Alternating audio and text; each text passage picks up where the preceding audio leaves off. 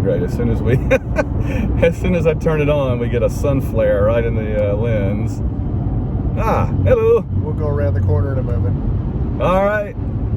We are coming to you from somewhere north of Tomball, Texas, heading toward College Station. And this is the AU Wishbone Road Game Road Trip 2021 Texas A&M edition. We are recording video, we are recording audio as promised. We are in the car heading towards Texas A&M. We are heading to College Station, very excited about it. Go check the lay of the land and see the countryside and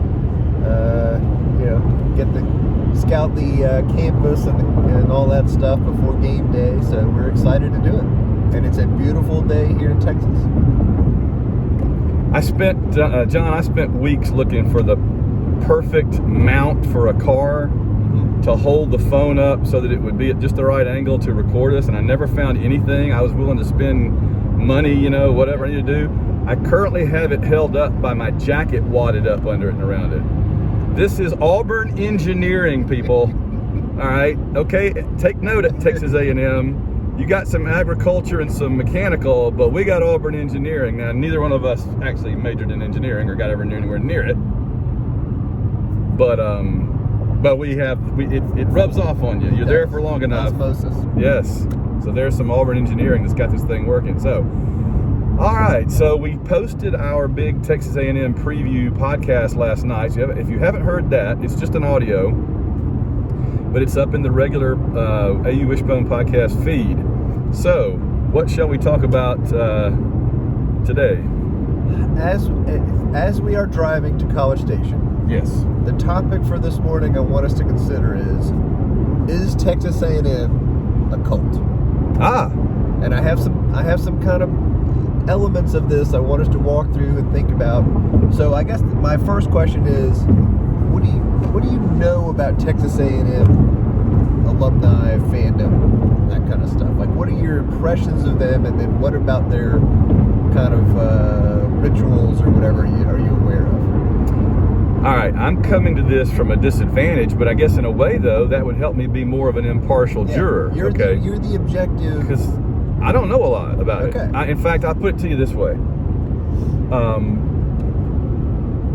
Just last night, I was seeing somebody tweeting that Texas A&M is the weird SEC school. And I was like, really? Because just yesterday morning, I was telling my class, we were joking around before class, and I said, well, the weird SEC school is LSU. I'm like, LSU, they're kind of, I love them and all, but they're kind of oddballs a little bit down there, with their crazy Cajun ways and stuff. So French law. Yeah. So, but on the other hand, jambalaya, so I can only go so far in saying anything negative. Here's what I know about Texas A&M that might qualify for this. I know that they're a big, ROTC, military-oriented school, probably the biggest, right? And I know that they do a midnight yell practice tonight, which I guess it's just a big pep rally. They don't want to say our pep rally, so they call it Yale practice, whatever, okay? That's about it, and they got a lot of money. Okay. So let's dive into this, okay? So the first, Texas A&M is a land-grant school, right? Like Auburn or Mississippi State. Presumably so, yeah. They are the agriculture and engineering school of Texas. It's a huge school. Yeah, big. I think 60,000 Good grief. students. So they're trying, and their goal is to generate more. I was talking to somebody the other day that said they want to push out 25,000 engineering graduates a year within a few years. Holy cow. So that's a gigantic number. Are there that many engineering jobs? Again, Houston, Texas, the energy sector stuff. So I think there's a lot of need for engineers everywhere. Okay. I think that's part of it, but also think it's some of what, we're getting away from the topic here, but some of what some colleges are doing is trying to increase enrollment, because when you increase enrollment, you're generating money now from tuition and fees, but also you're increasing your base of alumni for later to ask them for money. And so, right. and honestly, this is kind of what Alabama's doing. Alabama is trying to grow and grow and grow. They want to be a thing where they have, 50,000 undergrads or whatever within a few years. Mm-hmm. And they're in the Michigan, Ohio State, kind of Texas A&M category where they're churning out people. So then they have more alumni for later, right? Right. So anyhow. Right. All right. So let's go back. Let's go through some of the other things. The military tradition thing. Yes. Texas A&M for a long time was basically a semi-military school, basically, where kind of everybody went through the Corps of Cadets stuff. So they have a student organization basically called the Corps of Cadets, and it is the largest Corps of Cadets organization outside of the actual military academies. Right. Virginia Tech is the only other school I know that has a large Corps of Cadets like this, because the difference is there are a lot of people who are in the Corps of Cadets who are not in ROTC. Okay. Not everybody in that organization is going into ROTC and going to become a commissioned officer in the military. A lot of people are just doing it because they want the structure, they want the connectedness, but also it's like being in any other kind of fraternity organization where you're building connections and sure that'll help you during college and later. Okay, right? so military fanatics, got it. Right. And I mean, there's this huge, right? And so they have a whole thing where the Corps of Cadets marches into the stadium together, sits together, cheers together, all that kind of stuff. I haven't seen them come in, so that'll be interesting if we get to see that. Yeah, that'll be a big thing. All right. Their mascot is this collie dog. Mm-hmm. And there is some element of kind of idol worship with the dog. They love the dog. The dog is like a, divine being that they're all kind of like, taken care of and responsible for, well, I know that he has before said, "Arr, arr," and they're like, "What's that, girl? What's that? Arr, arr. Jimbo fell down the well? Oh no, Jimbo's down the well again." Very much. So another one, again, we talked about the yell practice thing. They have these chants and cheers, right? Okay. And so what they do is they have the yell practice thing, and before you enroll, they have their equivalent of like Camp War Eagle, which they've been doing for a long time before Auburn started it even, where they teach you the cheers, the chants, or whatever, and they have like hand signals for them. So that's one of the things they practice. Kind of like the Atreides in Dune. It is. They got that little military language. Say nothing now, whatever. So they have the hand signals and body signals for them. So the yell leaders, signal to the crowd, and they do the little cheers and chants and stuff. Okay, all right. So again, doesn't seem beyond the bounds of reason yet. Okay. I mean, that's cool. They do cheers, right? And they have them like preset. Yeah, but it's a little more. I would say less than cheers and more like chants, maybe. Okay. Other people have said that a lot of times at games at Texas A&M, there's like a hum or a drone of kind of continual fan noise that's kind of a steady sound instead of the up and down sound. Oh, interesting. Do they bring vuvuzelas? No. Because I'd have to leave. I think that would really add something. It would. They did. I do not believe that they do that. They should consider vuvuzelas. So, all right. Okay, here's another one. Well, I mean, again, this is not you're going to push her over the top, but the official greeting is howdy. When Texas A&M people see each other, they all say howdy. Interesting. We say hey. Sorry. Well, we say War Eagle, but I mean, we have heyday. Yes, and we would say hey, but Texas A&M people generally all wear their class ring forever, with the idea that there is a social expectation that if you see somebody else with a Texas A&M class ring on, that you will go talk to that person, say hi, introduce yourself. Okay. Make a connection. So the sense I'm getting so far is that they they take what other places maybe have as loose tradition and they formalize it and almost make it mandatory. Am I on the right track here? Yeah, I'd say that's pretty good. Oh, Lord. Oh. This is what happens when you use the high-tech jacket as your... Yeah, There we go. Sorry, gang. Sorry that we're getting all the vertical orientation, but this is recording live while we're driving the car on the roads of Texas. So. Again, I spent a month trying to find a mount that would work better than this, and this is what I came up with, so on the spur of the moment. So we're all good. All right. So yeah, so they formalize and sort of mandatorize stuff that maybe is a loose tradition at other schools. Am I on the right track? Yes. Okay. And again, the midnight yell practice, the kind of semi-dog worship. I love the semi-dog worship. That's good. That's good.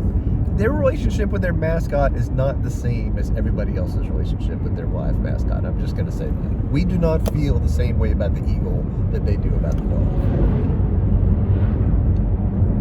I'm a little concerned now. I'm just saying. Well, I mean, we kind of mix and match our eagles. You know what I'm saying? We swap them in and out. We sub in up. He's pulled a hammy. Sub in Nova. And obviously, It's not the same dog. Okay. Do they know that? Do they think this is like the spirit of the dog passes to the next dog? I don't know that answer. Is it more than Ugga? Because those Georgia people in Ugga, they got... I think it's more than Ugga. Wow, man. That's what I'm saying here. If you worship a freaking dog more than the Georgia people do their little white blob that gets dragged on his stomach around, then I don't even know where that goes. Yeah. So I think that's a big thing. And then, I mean, out of that, so outside of that, you have all the stuff where, like, a lot of them work in the energy industry. And so this is the other thing. They have a lot of students, and the university and the boosters have a lot of money. Right, right. So I think they have a lot more money than they have had results over the years in terms of championships and stuff. Well, that's for sure. But they are willing to spend the money to attempt to get the results. Mm-hmm. Some have compared their level of kind of spending to get the results to kind of Bond villain-esque levels of spending on things. All right. To achieve a kind of look of, yeah, this is cool, and we spent money on it to make it look cool. And when we arrive at College Station, are we going to be descending into a dormant volcano that opens up in the bottom? I'm not saying we're not.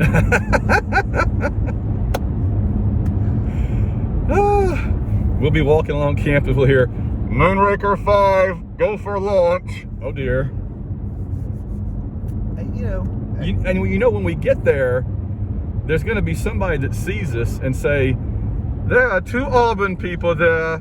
See that some harm come to them.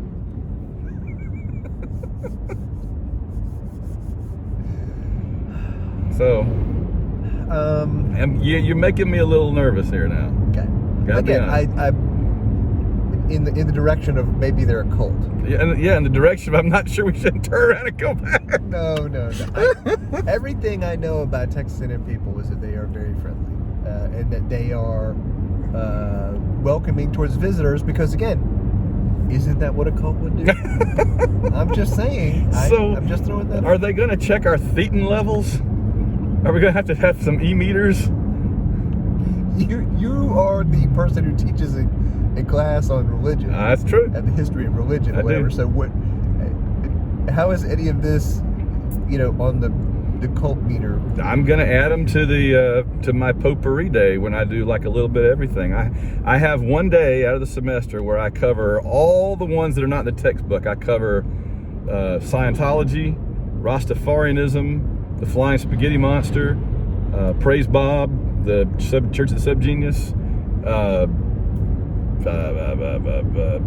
what's the UFOs, ghost hunters, all that. I cover all that supernatural stuff on that day, and I'm gonna have to add Texas A&M, I guess. So,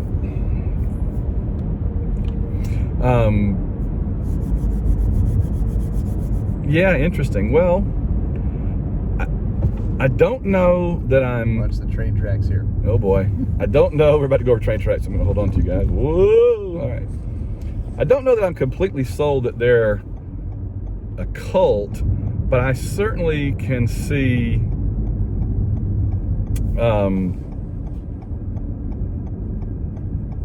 symptoms, shall we say. Okay. I can see things I didn't know that are interesting and possibly disturbing.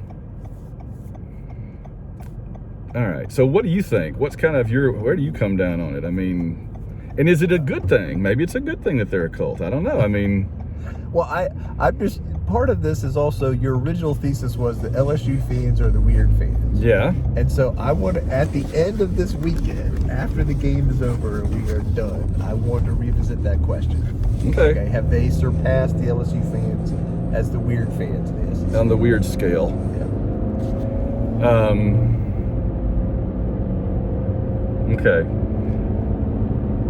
I'm trying to think how are Auburn fans viewed? I know we're hated. Everybody hates us. Nobody likes us. Nobody cares about us. But I think that's more about like the team and how we ruin other people's seasons and the perception of like we're these outlaws breaking the rules or whatever, that kind of stuff. I also think, I mean, on a fan level, I think we are perceived as friendly. Yeah, I think that's true. And welcoming. I do think that's part of their perception of Auburn fans, and that we are kind of, gracious or whatever. So yeah, I think that's true. I think that, but at the same time, I think, like everybody else, we're SEC fans, and that's. All right. So I think that's a fair question. All right, well, John has made the case, and we're going to leave it out there. I'm curious to see in the comments what folks say. You can leave comments down here if you're watching this on the YouTube channel. We'll check on that, see what you guys have to say. We can revisit it again on the Wishbone or whatever. And then, of course, if we send this out over Twitter, I'm still figuring out how I'm going to put this stuff out. We're just going to.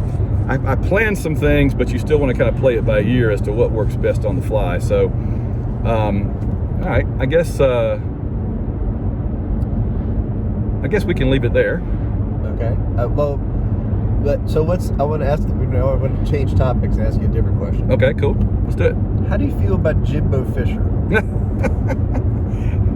Terry Bowden coaching tree. Yeah. So go into that. Like, because people don't. A lot of younger Auburn fans don't know any of this stuff. All right. Well, I guess. All right. Jimbo Fisher. Most people take his legacy back to working for Nick Saban at LSU. He was like the offensive coordinator, yes. quarterback coach type dude at LSU from 2000 through 2004. That was Saban's tenure at LSU. And but before that, and then of course he went from there to Florida State as Florida State's offensive coordinator, and then he became their head coach in waiting. Head coach in waiting, and then he became the head coach, beat us the one time, and then went to Texas A&M. But before that, he was Terry Bowden's quarterback coach, not even offensive coordinator. He was Terry Bowden's quarterback coach for Damian Craig in 96, 97, I guess, somewhere in there. And he was at Samford at some point before that. I don't know if he was at Samford with Terry. I think he was. Oh, okay. So he goes way back with Terry, and then he ended up transitioning over to Saban later. I'm not sure if he was somewhere between Auburn and LSU, because there would have been 98 or 99. Tuberville came in 99, and then Saban came into LSU in 2000. But anyway, he probably was somewhere else for that. For like a year or two, yeah. I don't remember if he was the quarterback coach for Ben Leard in 98. But he was certainly gone from Auburn by 99. Yes. Well, he fits the Terry Bowden tree so well because he's kind of an offensive guru, but also he runs his mouth like Terry to the point you want to pull your hair out. And I've never thought he was as great as his reputation. I mean, he's okay, but he didn't leave Florida State in very good shape. I think this is also a guy that I've heard other people say, it's not an original thought by me, but other people have said this. He's a guy, if you give him more talent than other people, he can beat you with it.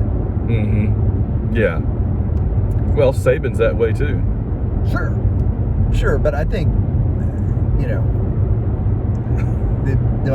did LSU have way more talent the first time he was there? I don't know. But I think, yes, 100% yes. By 03 they did. Yeah, yes. Because, Saban brought in the talent and he put together an offense. Oh, I got to throw this in. I heard Andy Staples this morning and his co-host. They asked the question. They're talking about Michigan and Michigan State and everything. Yep. Did you hear them ask, could Michigan hire Gus Malzahn as a consultant to teach them how to beat Ohio State occasionally? Just bring him in and say, here's how you occasionally beat your rival, and then that's all you need. Going back to Orlando now, and I thought it was pretty good because the other guy Ari or whoever was saying if you beat them one time, it's a fluke. You beat them twice, it's not, and you beat them three times, something's going on, and he beat them three, and I will say that we would have beaten them all 4 years that Gus was there in Auburn, if not for the fact that one of them was Gus's worst team. Yes. That 15 team messed up a lot of things.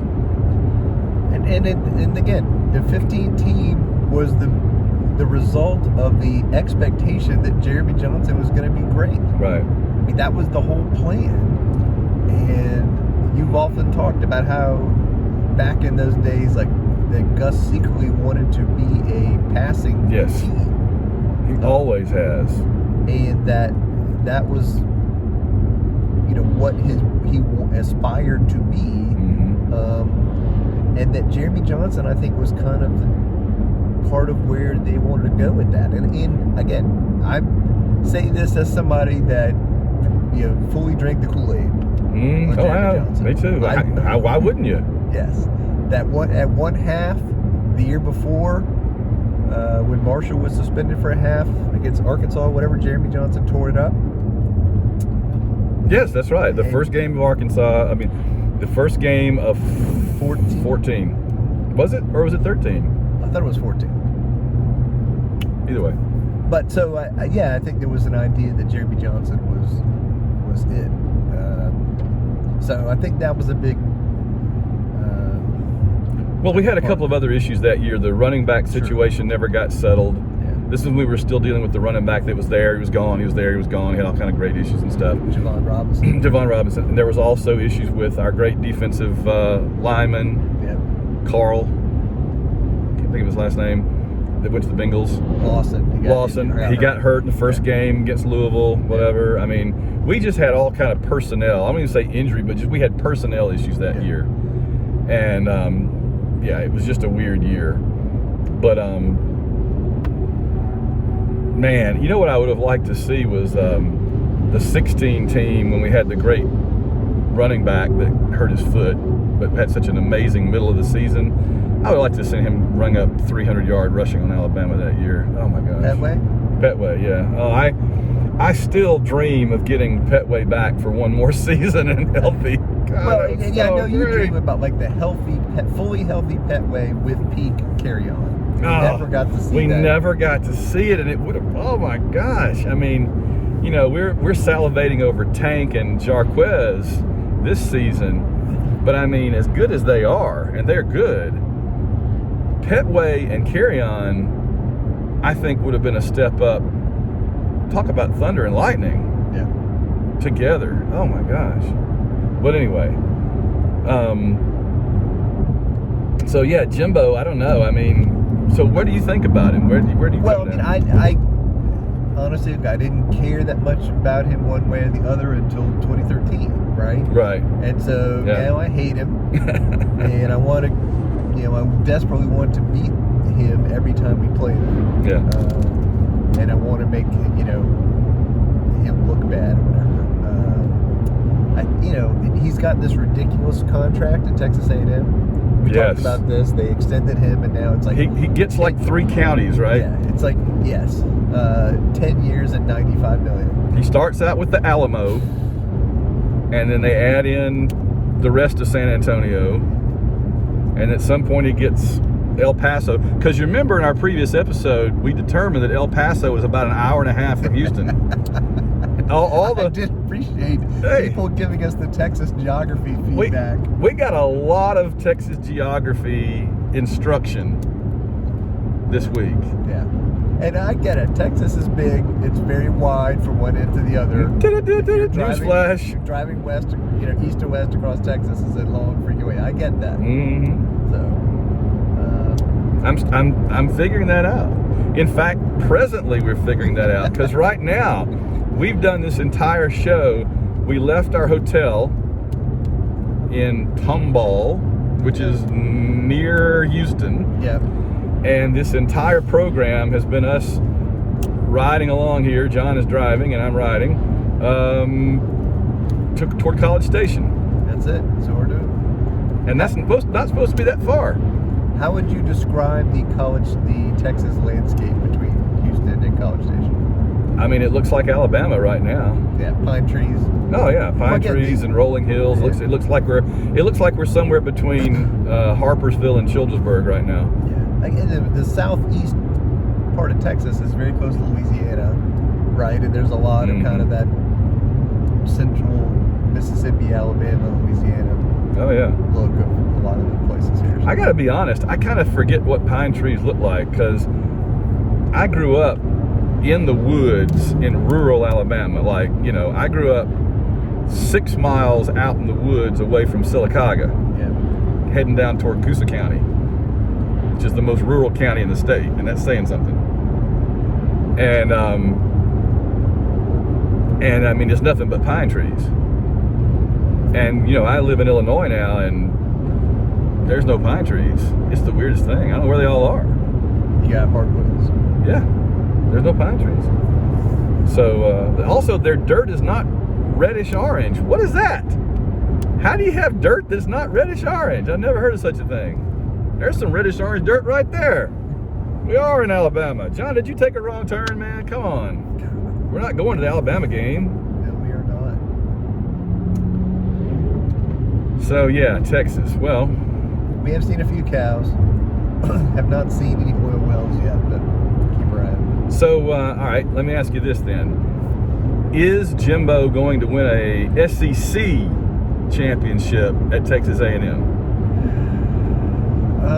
Well, let's say in the next 5 years. I'm trying to limit this down so it can be very specific. Okay. 5 years, Jimbo, SEC. I'll say yes. Only because, again, I'm a wild-eyed optimist that at some point Nick Saban is going to walk away and stop coaching. And then things will be better for everybody else in the conference. Listen to John, Nick. He's not, again, we talked about the dog. Nick's not inhuman either. At some point, he is going to stop doing things. Well, then won't that just make Kirby Smart the Lord Master and God Emperor of the SEC? Maybe. And do we want that?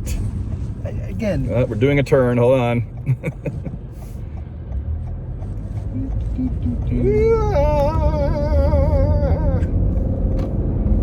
I need to get the Men in Kilts editors to come in and get all of our video and put together a compelling 5 minutes out of this.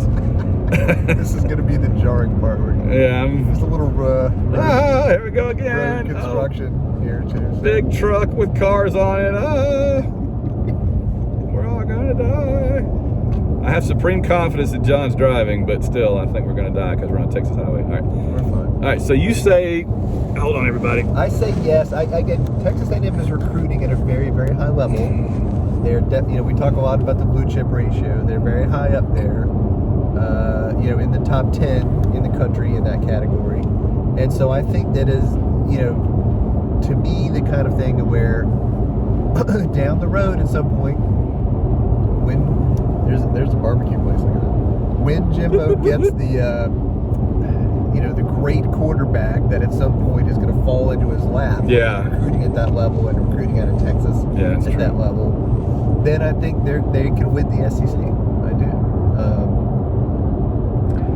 I'm going to say no. Okay. I'm going to say that he will not win the SEC in the next 5 years because the competition is just too much and it's too much of a crapshoot. I mean, I think that's fair, and I think adding Oklahoma and Texas makes the competition even harder. Oklahoma especially is good, and them adding, if you add them to the SEC and A&M has to play them in the regular, that's another game they may lose. So I 100%, it's a very fair discussion, and it makes sense to me to say either way. So I get that. To me, I mean, it's just a good thing. I mean, like, the SEC has always had the haves and the have-nots. Yeah. And it's kind of down the middle. And we all know who they are. Yeah. But it's just, to me, it's a good thing that there are so many have-nots, because when you got a conference that's got this many competitive teams, you could be equally good with the other 6 or 7 competitive teams and still only win the SEC once every 7 or 8 years. Yes. Which is what we've been doing. Yes. Right? So,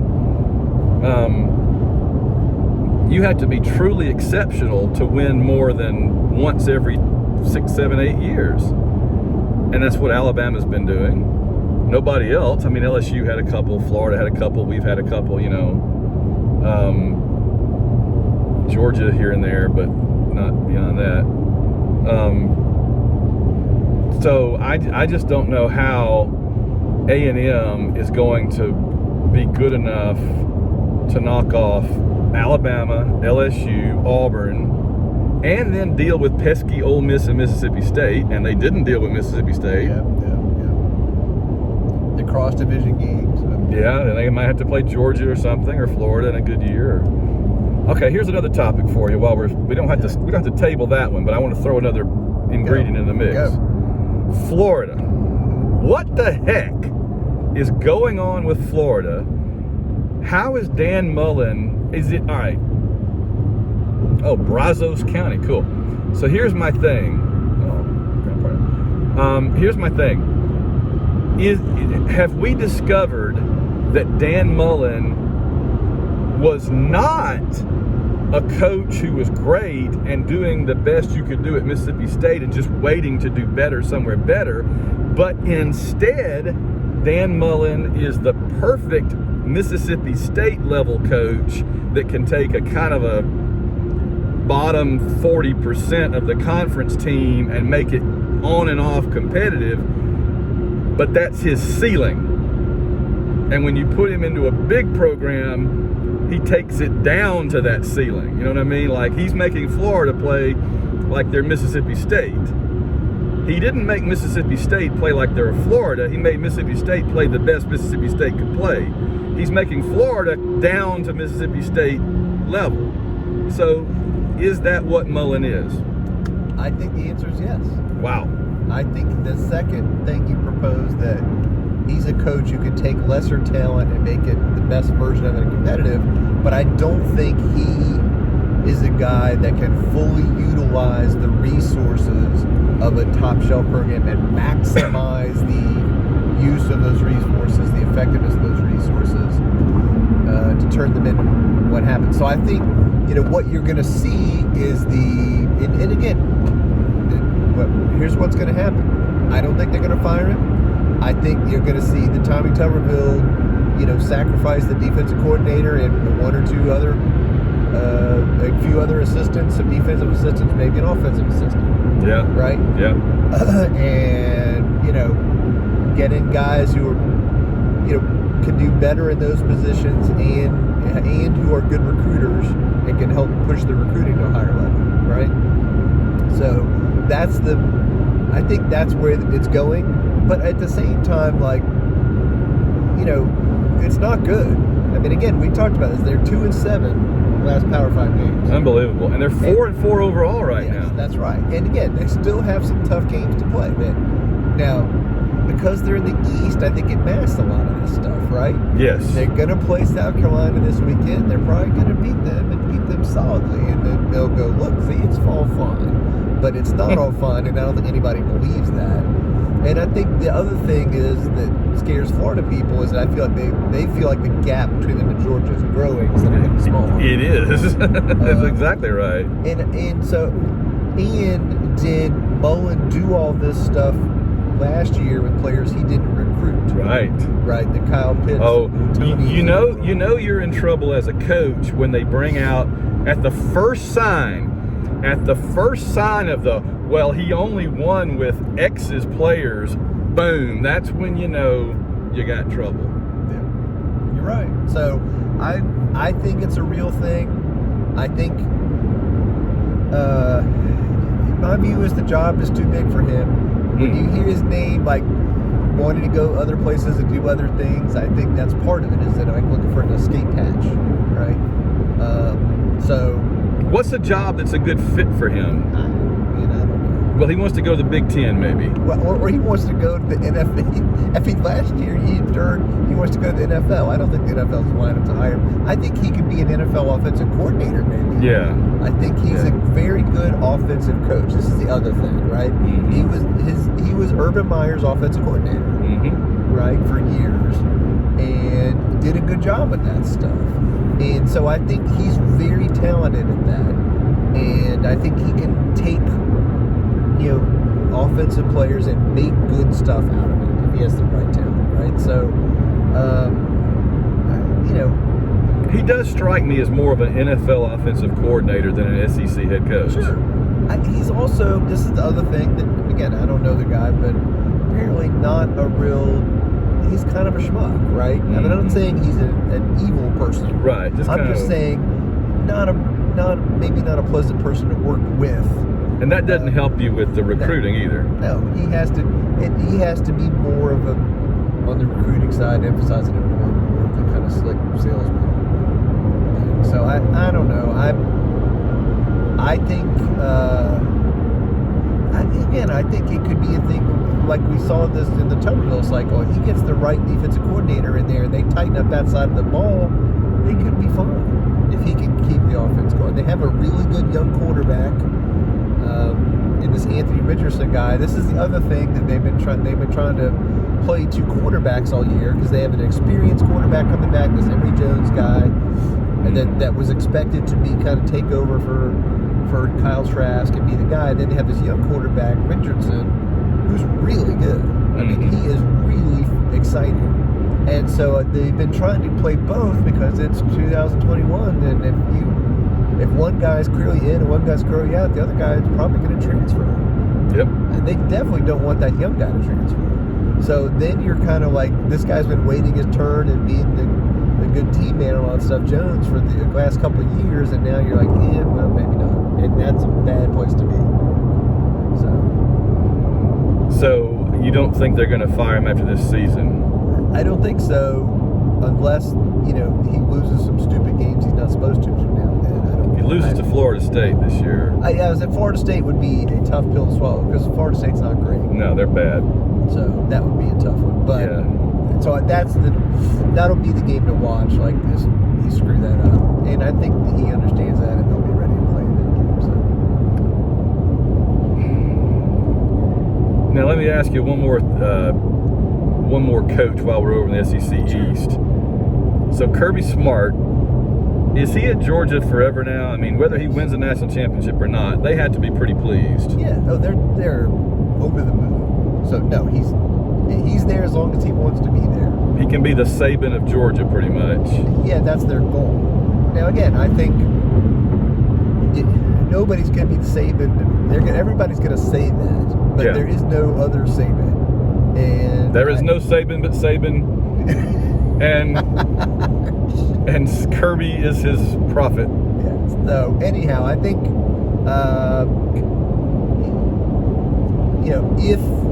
if Georgia doesn't win the national title this year, if they blow it, they're going to jump off buildings. But yeah. Then I think there'll be a reevaluation, right, of what's going on here. Texas World Speedway. Ooh.